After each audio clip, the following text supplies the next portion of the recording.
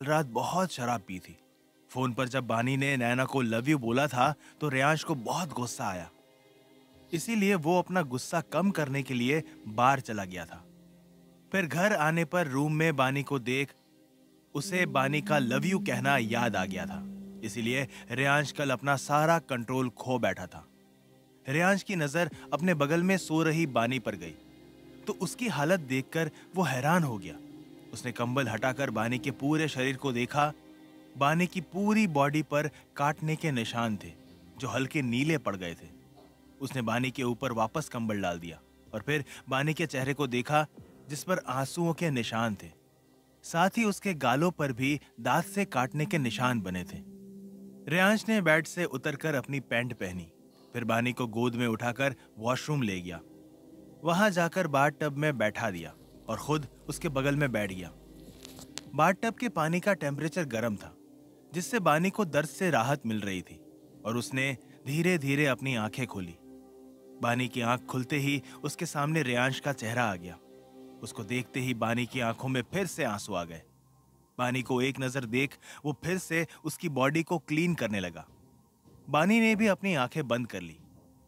थोड़ी देर बाद रेयांश बानी को अपनी गोद में उठाकर बाहर आया और उसे बेड पर बैठा दिया। रेयांश और बानी दोनों ने ही बाथरोब पहना हुआ था।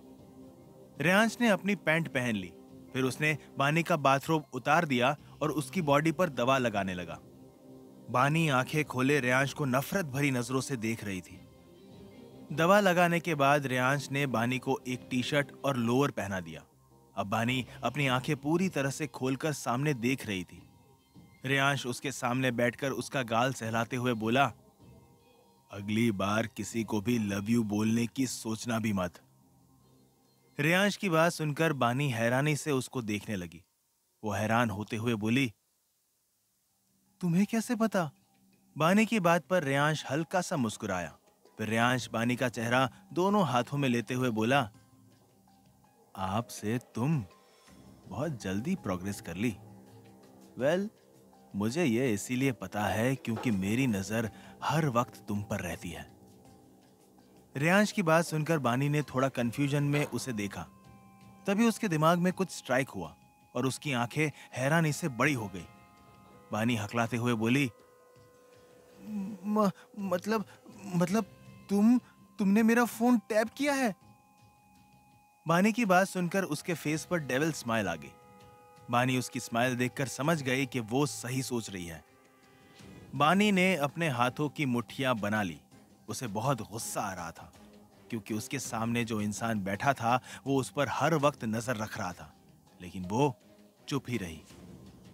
रेयांश अपनी शर्ट और ब्लेजर पहनकर आया और बानी के सर पर किस करके उसकी गाल पर हाथ रखकर बोला, अपना ध्यान रखना बेबी, मुझे आज कुछ काम है तो मैं जा रहा हूं।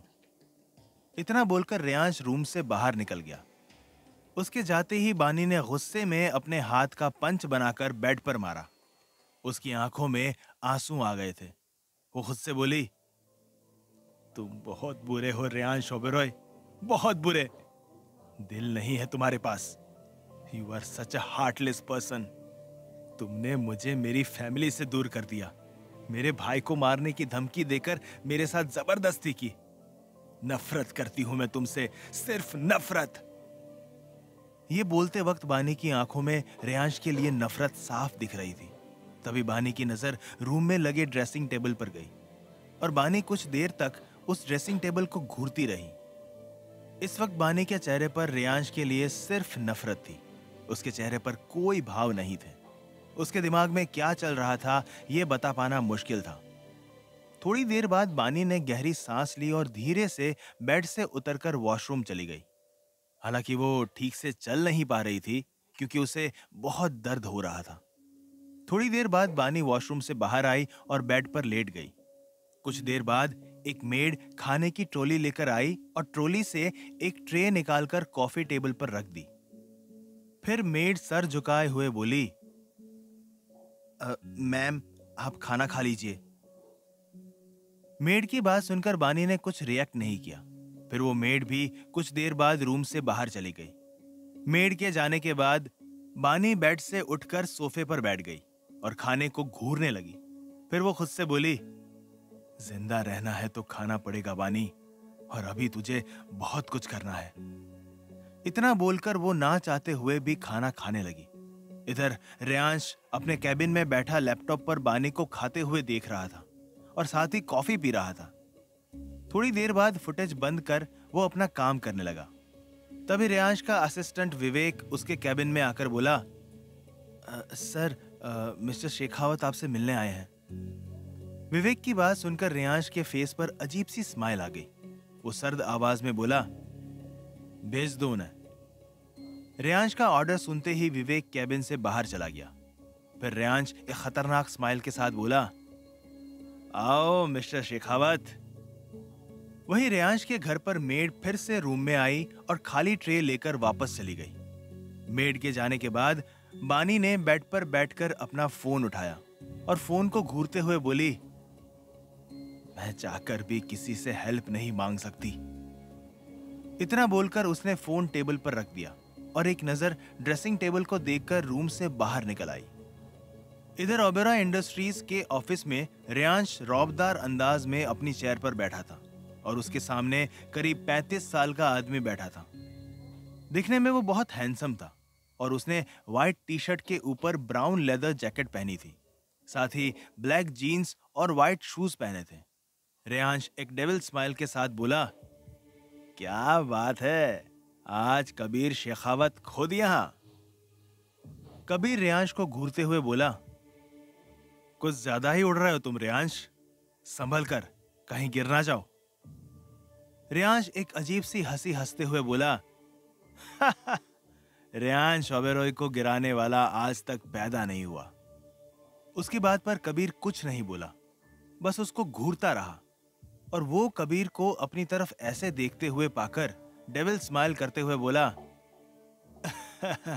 बोलो आज यहां कैसे। कबीर रेयांश को घूरते हुए बोला, तुमने मेरा ट्रांसफर क्यों करवाया। रेयांश तंज कसते हुए बोला, ओ तो मिस्टर शेखावत मुझसे पूछने आए हैं कि मैंने ऐसा क्यों किया। कबीर गुस्से में बोला, तुम गलत कर रहे हो, इनफैक्ट तुम गलत हो। कितने गैर कानूनी काम करते हो तुम, सब पता है मुझे। रेयांश कबीर की आंखों में देखते हुए बोला, तो पकड़ लो मुझे, तुम्हारे सामने ही तो हूं। कबीर गुस्से में बोला, वही तो मेरी मजबूरी है कि मैं तुम्हें पकड़ नहीं सकता। मैं एक सीबीआई ऑफिसर हूं और गवर्नमेंट के अंदर हूं। इसी बात का फायदा उठा रहे हो तुम, पर देखना बहुत जल्द कोई तुम्हें जरूर पकड़ेगा। रेयांश खतरनाक लहजे में बोला, रेयांश ओबेरॉय को पकड़ने की औकात किसी में नहीं है और ना ही हिम्मत है। रेयांश की बात पर कबीर कुछ पल रेयांश को घूरता रहा, फिर कैबिन से बाहर निकल गया। ऑफिस से बाहर आकर कबीर अपनी कार में बैठते हुए खुद से बोला, तुम्हें पकड़ने के लिए कोई आ चुका है रेयांश, बस वो हिम्मत ना हारे। इधर रेयांश अपने कैबिन में पेपर वेट घुमाते हुए बोला, हार ना उसकी किस्मत है। ये बोलते हुए रेयांश के चेहरे पर रहस्यमय मुस्कान छा गई।